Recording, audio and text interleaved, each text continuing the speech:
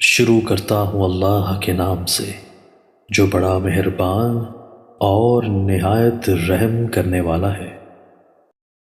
حضرت عمر بن خطاب رضی اللہ تعالیٰ عنہ بیان کرتے ہیں، میں نے رسول اللہ صلی اللہ علیہ وآلہ وسلم کو فرماتے ہوئے سنا، اگر تم اللہ پر اس طرح توکل کرو جس طرح اس پر توکل کرنے کا حق ہے تو وہ تمہیں اس طرح رزق فراہم کرے جس طرح وہ پرندوں کو رزق فراہم کرتا ہے۔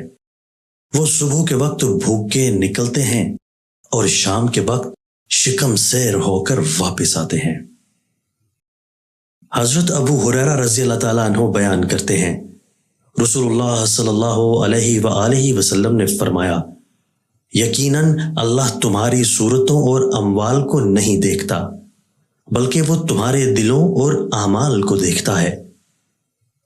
حضرت ابو ہریرہ رضی اللہ تعالیٰ عنہ بیان کرتے ہیں، رسول اللہ صلی اللہ علیہ وآلہ وسلم نے فرمایا، اللہ تعالیٰ فرماتا ہے، میں دوسرے تمام شریکوں کے مقابلے میں شرک سے سب سے زیادہ بے نیاز ہوں۔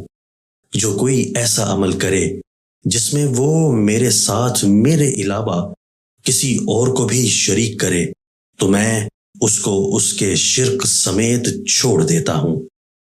ایک اور روایت میں ہے، میں اس عمل کرنے والے سے بیزار ہوں، وہ عمل اسی کے لیے ہے جس کے لیے اس نے کیا ہے۔